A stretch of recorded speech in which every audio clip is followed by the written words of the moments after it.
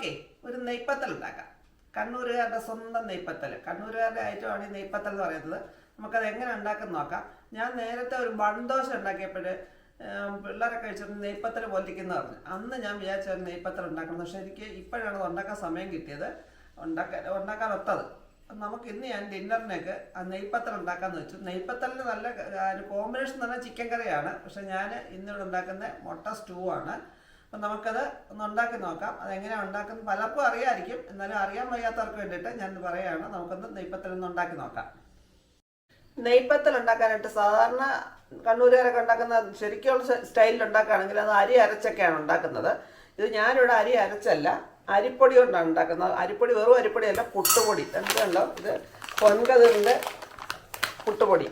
പൊൻകതിറിൻ്റെ തന്നെ വേണമെന്നില്ല, ഞാൻ എടുക്കുന്നതായിട്ട് കാണിച്ചതാണ്. എനിക്കിഷ്ടം. പലരും പറഞ്ഞു കേട്ടിട്ടുണ്ട് പൊൻകതിറിൻ്റെ പുട്ടുപൊടി നല്ലതാണ്. അങ്ങനെ ഞാൻ കുറച്ചാളുണ്ട് ഇപ്പോൾ വല്ലപ്പോഴും വാങ്ങിക്കുന്നതും. സാധാരണ പുട്ടൊക്കെ ഉണ്ടാക്കാൻ ഞാൻ വീട്ടിൽ തന്നെ അരി പൊടിച്ച് വറുത്തൊക്കെ എടുത്താണ്, മില്ലിൽ കൊടുത്ത് പൊടിപ്പിച്ച് വറുത്തൊക്കെ എടുക്കും. ഇത് അതിനകത്ത് തരി അധികം കാണത്തില്ല. അതുകൊണ്ട് ഞാൻ ഈ പുട്ടുപൊടി വാങ്ങിച്ചാണ് ഇടയ്ക്ക് വാങ്ങിച്ചിട്ട് അങ്ങനെ വാങ്ങിച്ച പുട്ടുപൊടി കൊണ്ടാണ് നമ്മൾ ഇന്ന് പത്തൽ ഉണ്ടാക്കുന്നത്. നമുക്ക് നല്ല ഒരു കപ്പ് 250 ഗ്രാമിൻ്റെ കപ്പാണ്. അതിനകത്ത് നല്ല ഒരു കപ്പ് പുട്ടുപൊടി എടുത്തിട്ടുണ്ട് ഞാൻ.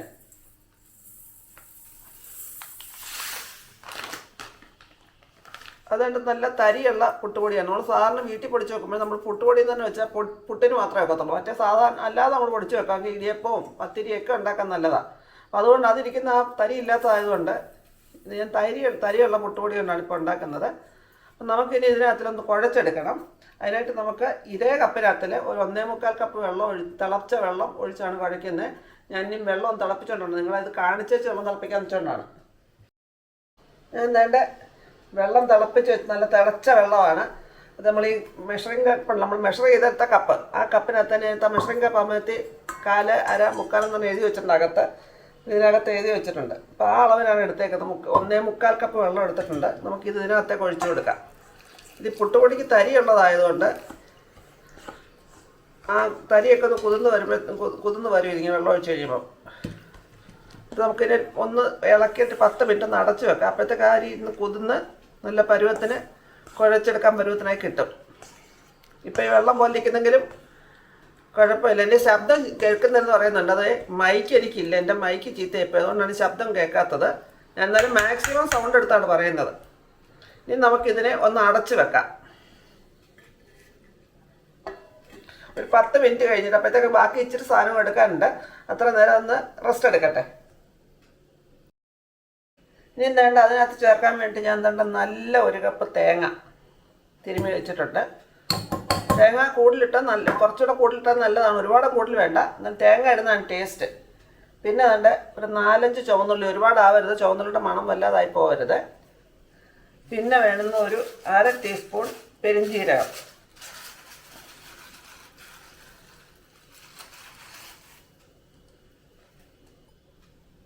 എൻ്റെ 1/2 ടീസ്പൂൺ പെരുംജീരകം, വലിയ ജീരകം. ഇനി വേണ്ടുന്നത് 1/2 ടീസ്പൂൺ ചെറിയ ജീരകം. ഇത്ര ഇട്ടിട്ട് നമുക്ക് ഒന്ന് അരച്ചെടുക്കണം. വെള്ളം ഒഴിക്കാതെ അരച്ചെടുക്കണം. അത് ഒരുപാടങ്ങ് അരഞ്ഞു പോകരുത്, അരഞ്ഞു കിട്ടണം. അതുമാതിരി ചെറിയ കൊത്തോടുകൂടി അരഞ്ഞു കിട്ടണം. വെള്ളം ഒഴിക്കാതെ വേണം അരയ്ക്കാൻ. നമുക്കൊന്ന് അരച്ചെടുത്തോണ്ട് വരാം. ഇപ്പം നമ്മളിത് വെച്ചിട്ട് 10 മിനിറ്റായി. ഇത് ഈ പരുവത്തിലായി കിട്ടിയിട്ട് നമുക്ക് കുഴഞ്ഞ പോലായി. 1.25 ഗ്ലാസ് വെള്ളം ഒഴിച്ചിട്ടും കുഴഞ്ഞ പോലായി. ഇനി നമുക്ക് ഇതിനകത്ത് നമ്മൾ ഈ തേങ്ങ തന്നെ ഇങ്ങനെ ഈ ഒരു പരുവത്തിൽ അരച്ച് വെച്ചിട്ടുണ്ട്. അത് ഒത്തിരി അങ്ങ് അരഞ്ഞു പോയിട്ടില്ല, അതുകൊണ്ട് ഇതിനകത്തേക്ക് ചേർത്ത് കൊടുക്കാം. ഞാൻ ആ തിളച്ച വെള്ളത്തിനകത്ത് ഉപ്പ് ചേർത്താണ് തിളപ്പിച്ചത്, അതുകൊണ്ടാണ് ഉപ്പ് പ്രത്യേകിച്ച് ചേർക്കുന്നതായിട്ട് കാണിക്കാഞ്ഞത്. ഇതിനെ അങ്ങോട്ട് ചേർത്തിട്ട് നല്ലപോലെ എല്ലാം കൂടെ ചേർത്ത് നല്ലപോലെ കുഴച്ചെടുക്കണം. കൈ കൊണ്ട് നല്ലപോലെ കുഴച്ചെടുക്കണം. ഇപ്പം ചെറിയ ചൂടുണ്ട്. ഇത് കുഴച്ച് ഇടിയപ്പത്തിലൊക്കെ മാവ് കുഴയ്ക്കുന്ന പോലെ നല്ലപോലെ കുഴച്ചെടുക്കണം. എൻ്റെ ഈ മാവ് ഇപ്പം നല്ലപോലെ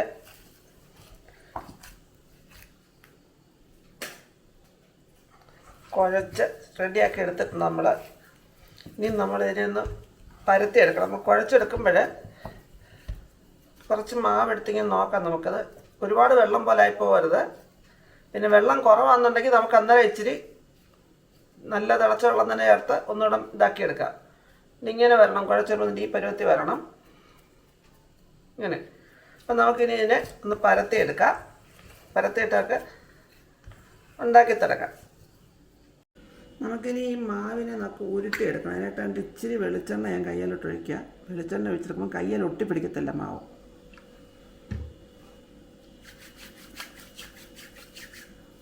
എന്നിട്ട് അതിലോട്ട് കുറേശ്ശെ മാവെടുത്ത് നമുക്ക് ഉരുട്ടി വെക്കാം. ഉരുട്ടി പരത്തി ഒത്തിരി വരെ വെച്ചേക്കണില്ല. പരത്തി ചുട്ടിങ്ങി എടുക്കാം നമുക്കിത്. അതുകൊണ്ടാണ് മൂപ്പിച്ചിങ്ങി എടുക്കാം. അതുകൊണ്ടാണ് ഞാൻ മാവ് ഉരുട്ടി വെക്കാമെന്ന് പറഞ്ഞത്. അത് മാവ് ഉരുട്ടി വെക്കുമ്പോൾ ഇച്ചിരി വലിപ്പത്തിൽ വേണം. നമ്മൾ ഉണ്ടാക്കുമ്പോൾ നമ്മൾ പൂരിയുടെ കൂട്ട് ഉണ്ടാക്കുന്നെങ്കിലും അതിനൊത്തിരി കനം തീരെ കുറഞ്ഞു പോരുന്ന, ഒരുപാട് കനമാവരുത്. ആ രീതി വേണം നമുക്ക് പരത്തിയെടുക്കാൻ. നല്ല ബോൾസായിട്ട് പോലെ ഉരുട്ടിയെടുക്കണം. ഇനി നമുക്കിതിനെ ഓരോന്നിനെടുത്ത് പരത്തിയെടുക്കാം. അല്ല, ഈ ബോളെടുത്തു. പ്രഷർ, ചപ്പാത്തി പ്രഷർ ഉണ്ടെങ്കിൽ അതിനകത്ത് ചേർക്കാം. ഞാൻ ചപ്പാത്തി പ്രഷറിലല്ല, അതിന് വരുന്നുണ്ട് പ്ലാസ്റ്റിക്കിൻ്റെ കവറ്, പോളിത്തീൻ കവറ് എടുത്ത് വെച്ചിട്ട്, പ്ലാസ്റ്റിക് അല്ല പോളിത്തീൻ കവർ എടുത്ത് വെച്ചിട്ട് ആ ഒരു ഇതിലോട്ട് ഇത് വെച്ച് മറ്റേ ഭാഗം കൊണ്ട് അടച്ച് വെച്ച് ഈ പ്ലേറ്റ് കൊണ്ട്, നമ്മൾ സ്റ്റീൽ പ്ലേറ്റ് മതി, പ്ലേറ്റ് കൊണ്ട് നല്ലപോലെ ഒന്ന് പ്രസ് ചെയ്യണം. പ്രസ് ചെയ്യുമ്പോൾ ഒരുപാട് കനം കുറഞ്ഞു പോകരുത്, ഒത്തിരി കനം കൂടിയും പോകരുത്. ഈ കനത്തിൽ ഇതുപോലെ ഇരിക്കണം. ഒരുപാട് കനം കൂടിയാൽ മൂക്കത്തില്ല. നമുക്കതിൻ്റെ അരിയൊക്കെ വേണമെങ്കിൽ ഇങ്ങനെ ഒന്നാക്കിയെടുക്കാം. എന്നിട്ട് നമുക്ക് എണ്ണയ്ക്കകത്തിൽ മൂപ്പിച്ചെടുക്കണം. നമ്മൾ പരത്തുന്നത് അത് അതുപോലെ മൂപ്പിച്ചെടുക്കണം. അല്ലെങ്കിൽ ഇരുന്ന് കഴിഞ്ഞാൽ ഡ്രൈ ആയി പോകും. അതുകൊണ്ട് ഞാൻ എണ്ണ വെച്ച് മൂപ്പിച്ചിട്ടുണ്ട്. അതിനകത്തൊക്കെ അതിന് ഓരോന്നായിട്ട് ഇട്ട് കൊടുക്കാം. ഇട്ട് കൊടുത്തിട്ട് നമ്മൾ തിരിച്ചിടുമ്പോൾ എണ്ണ ഇങ്ങനെ കോരി ഒഴിച്ചുകൊണ്ടിരിക്കണം. മൂത്ത് അത് പൊങ്ങി വരണം.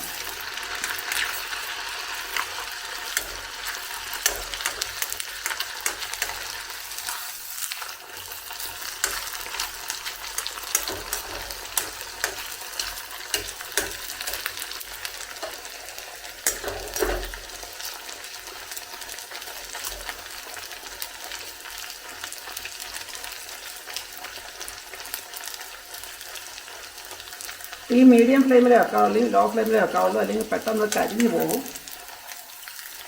ഇപ്പോൾ ഇതൊക്കെ പൊങ്ങി വരുന്നുണ്ട്, കണ്ടോ?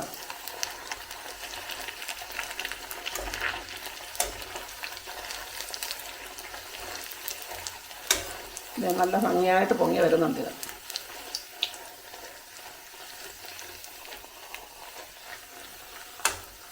തിരിച്ചും പിരിച്ചൊക്കെ ഇട്ടൊന്ന് ലൈറ്റ് ബ്രൗൺ കളർ ആകുന്നിടം വരെ ഒന്ന് മൂപ്പിച്ചെടുക്കണം. അതിനകത്ത് അങ്ങ് ഒത്തിരി മൂത്ത് പോകരുത്, അങ്ങ് ക്രിസ്പിയായി പോകരുത്.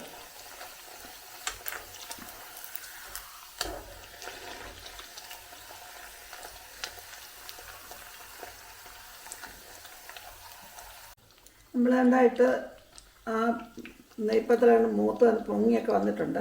ഞാൻ ഇതിനകത്ത് ഒരു കാര്യം പറയാൻ വിട്ടുപോയി. ഞാൻ ഇതിനകത്ത് 1 സ്പൂൺ നെയ്യ് ചേർത്തായിരുന്നു കുഴയ്ക്കുന്ന സമയത്ത്. അതെനിക്ക് വീഡിയോയും കിട്ടിയില്ല പറയാൻ, അതുകൊണ്ട് പിന്നെ പ്രത്യേകിച്ച് പറയാനും വിട്ടുപോയി. ആ 1 സ്പൂൺ നെയ്യൂടെ ചേർക്കണം. ആ തേങ്ങ ഇട്ട് കുഴയ്ക്കുന്ന സമയത്ത് 1 സ്പൂൺ നെയ്യൂടെ ചേർത്ത് വേണം കുഴയ്ക്കാൻ.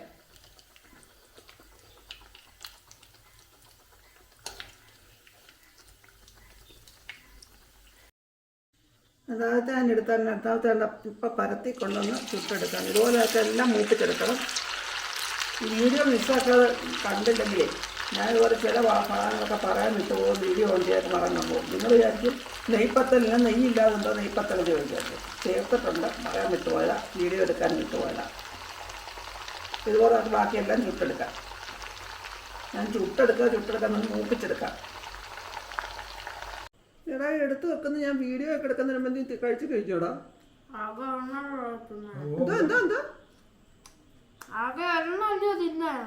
ഒരെണ്ണം ആകെ ഒരെണ്ണം തന്നത്.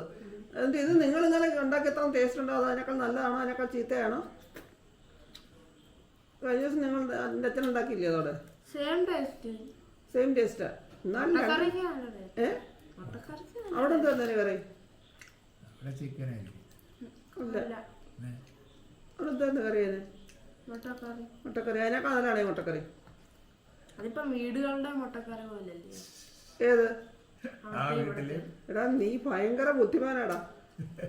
നിന്റെ അച്ഛൻ ഇത് കണ്ടിട്ട് എന്താ പറയുന്നത് മേടിച്ചല്ലയോ? അച്ഛൻ അപ്പത്രയ്ക്ക് അച്ഛനത് കാണത്തൊന്നുമല്ല. നീ ഞാൻ കയ്യിനകത്ത് വെച്ച് എന്നാ ഇത്രയൊക്കെ ഞാൻ അപ്പുറത്തും ഉണ്ടാക്കിയിട്ടുണ്ടല്ലോ. എന്നാ ഇതൊക്കെ അപ്പുറത്തും ഉണ്ടാക്കിയിട്ടുണ്ട്. എന്താന്ന് പമ്പൊക്കെ നെയ്പ്പത്തൽ അവിടെ അപ്പുറത്ത് ഉണ്ടാക്കി. അതാണോ ഇതാണോ ടേസ്റ്റ്? രണ്ടും ഒരുപോലാണോ അതോ അപ്പുറത്തായിരുന്നോ? ഒരേപോലെ. ഞാനോട് വേണം അഭിപ്രായം ചോദിക്കാനില്ലേ? അതിനെയൊക്കെ കേമമാണോ? അതിനെയൊക്കെ കേമമാണോ? മുട്ടക്കറി ഇച്ചിരി കൊള്ളാം. മറ്റേത് കൊള്ളത്തില്ല. പ്രത്യേകിച്ച് ടേസ്റ്റ് ഒന്നും വരാ. പിന്നെ അച്ഛനെ ഉണ്ടാക്കിയപ്പോ ഇത്ര ഇതിനൊക്കെ പൊങ്ങിയായിരുന്നു. അത് മയം ഉണ്ടായിരുന്നോ? എന്തായിരുന്നു ഇതിനൊക്കെ മയം ഉണ്ടായിരുന്നോ? എന്നാ പിന്നെ ഉള്ള കാര്യം ഉള്ളവർ പറഞ്ഞുകൂടായോ? നിങ്ങൾ ഉണ്ടാക്കി കഴിച്ചിട്ടുണ്ടോ എന്നൊക്കെ ചോദിച്ചത്. ഇച്ചിരി ഇച്ചിരി ഒന്ന് മൂത്ത് പോയെന്ന് തോന്നില്ലേ? ഇച്ചിരി നീ പറയുന്നല്ലേ. ടേസ്റ്റ് ഉണ്ടല്ലേ? അതുപോലത്തെ ടേസ്റ്റ് തന്നെയാണോ? മൂത്ത് പോയെന്നുള്ളതുണ്ട്. ഒന്നുകൂടെ വേണോ? വേണോ? അത് വേണമെങ്കിൽ പറഞ്ഞാൽ പോരെ. അപ്പം അവൻ്റെ അഭിപ്രായം അറിഞ്ഞു. ഇനി നമ്മൾ കഴിക്കാൻ നമ്മുടെയും കൂടെ അഭിപ്രായം അറിയാം എങ്ങനെയിരിക്കും ടേസ്റ്റ് എന്ന്. നീ പറഞ്ഞാൽ മതി ഇല്ലേ? വേറെ ആരെയും പ്രത്യേകിച്ച് അഭിപ്രായം അത് കൊള്ളാണ്ടാടാ. ആരെന്ത് പറഞ്ഞാലും ഞാൻ പറയുന്ന അഭിപ്രായത്തിൽ ഇത്രയും പറ്റില്ല. എന്നാലും നമുക്ക് അമ്മാവനോടൊക്കെ ചോദിക്കാൻ കൊടുത്തു കഴിയുമ്പോൾ എന്താ പറയാന്നൊക്കെ. നീ പറഞ്ഞ പോലെ തന്നെ പറയുമോ അതോ അതിനൊക്കെ കൊള്ളത്തില്ലെന്ന് പറയുമോ കൊള്ളെന്ന് പറയുന്നത് നമുക്കത് അറിയണ്ടായോ? നമുക്ക് അതുകൊണ്ട് വന്നിട്ട് ഈ വീഡിയോ അതിൻ്റെ അപ്പ് ചെയ്യാം. നെയ്പ്പത്തലുണ്ടാക്കി. ഇന്നായിരുന്നു വൈകിട്ടത്തെ പരിപാടി. ഞാൻ പക്ഷേ നല്ല സോഫ്റ്റ് അതായത് ഉണ്ടോ പപ്പടം ചെറുതായിട്ട് ഉണ്ടാക്കി ഞാൻ നല്ല സോഫ്റ്റ് ആകാം എന്നുണ്ടോ. ടേസ്റ്റ് എന്ന് പറഞ്ഞാൽ കണ്ടു. ഞാൻ ഉദ്ദേശിച്ചത് പൊങ്ങി പപ്പടം പോലെ പൊങ്ങി വരേണ്ടതാണ്. പക്ഷെ പൊങ്ങിയില്ലത്. ചുട്ടപ്പോൾ നല്ല പൊള്ളിയിരുന്നു. പക്ഷേ പിന്നീടത് താന്നുപോയി. കോഴിക്കറി ആയിരുന്നു നല്ല കോമ്പിനേഷന്. കോഴി ഇല്ലാത്തതുകൊണ്ട് പാരും കോഴി മുട്ടയാണല്ലോ കോഴിയായിട്ട് വരുന്നത്. അപ്പോൾ അതുകൊണ്ട് മുട്ട കോഴിയുടെ കുഞ്ഞായി.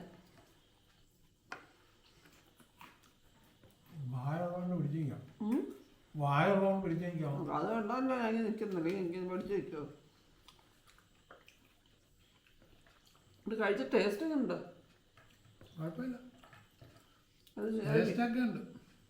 വീഡിയോ എടുക്കുമ്പോഴേ ചില മറവ് പറ്റും. എല്ലാം എടുത്ത് പകുതിയായപ്പോഴത്തേക്കോ ഞാൻ നെയ്യിട്ട കാര്യം വീഡിയോ എടുത്തതുമില്ല പറഞ്ഞതുമില്ലോ. പിന്നെ ഞാൻ ഇടയ്ക്കൂടെ കുത്തിട്ട് പറഞ്ഞു. ഞാൻ നെയ്പ്പത്തലിന് നെയ്യ് ഇട്ടായിരുന്നു. പക്ഷെ വീഡിയോ എടുത്തപ്പം പറഞ്ഞു. ഇനി ആരെങ്കിലും പറയും നെയ്പ്പത്തലിന് നെയ്യില്ലെന്ന് ചോദിക്കത്തില്ലേ? പിന്നെ ഇടയ്ക്ക് വെച്ച് പറഞ്ഞു. വല്ലപ്പോഴും ചേഞ്ചിന് കൊള്ളാം അല്ലേ? നമുക്കൊരു ദിവസം ചിക്കൻ കറി ഉള്ളപ്പോൾ ഒരു ദിവസം ചിക്കൻ വാങ്ങിയെന്നൊക്കെ ഉണ്ടാക്കി നോക്കാം. രണ്ടും കോമ്പിനേഷൻ നല്ലതായിരിക്കും. ഇതെല്ലാവരും ഒന്ന് ട്രൈ ചെയ്ത് നോക്കുക. ഞാൻ എന്തെങ്കിലും ഉണ്ടാക്കിയ കുഴച്ചുള്ള മിസ്റ്റേക്കാണ് നല്ലത് പൊങ്ങാതെ പോയത്. അതിനെക്കുറിച്ച് അറിയാമെന്നുണ്ടെങ്കിൽ ഒന്ന് പറഞ്ഞു തരിക. എന്താണത്? റെസ്റ്റ് ചെയ്യുന്നതിനും വേണ്ട ഒരുപാട്. എന്നാലും തീരെ റെസ്റ്റ് ചെയ്യാൻ 5-10 മിനിറ്റ് വെച്ചിരുന്നു ഞാൻ. നല്ല മയമായിരുന്നു. പക്ഷെ അത് പൊങ്ങി വരാൻ ചെന്നത് എനിക്ക് മനസ്സിലായില്ല. മനു കഴിഞ്ഞ ദിവസം ഉണ്ടാക്കി. മനു വെച്ച് മനു പറഞ്ഞു ഇത്രയൊക്കെ പൊങ്ങത്തുള്ളൂ. അപ്പോൾ മനുവിന് അങ്ങനെയൊക്കെ കഴിക്കാൻ പറ്റിയത്. എല്ലാവരും ട്രൈ ചെയ്ത് നോക്കിയിട്ട് എന്താ ഇങ്ങനെ പറ്റി എന്തെങ്കിലും നിങ്ങൾക്കറിയാൻ ഇങ്ങനെ പറ്റാൻ കാരണം തന്നെ പ്രത്യേകിച്ച് നിങ്ങൾക്ക് അറിയാമെങ്കിൽ അതൊന്ന് പറഞ്ഞു തരാം. ആ കമൻറ്റ് ബോക്സ് എന്നിട്ടേക്കുക. നമുക്കിതുപോലെ വ്യത്യസ്ത രുചിക്കൂട്ടുകളും വ്യത്യസ്ത വീഡിയോസുമായിട്ട് വീണ്ടും കാണാം. അതുവരേക്കും ബൈ ബൈ.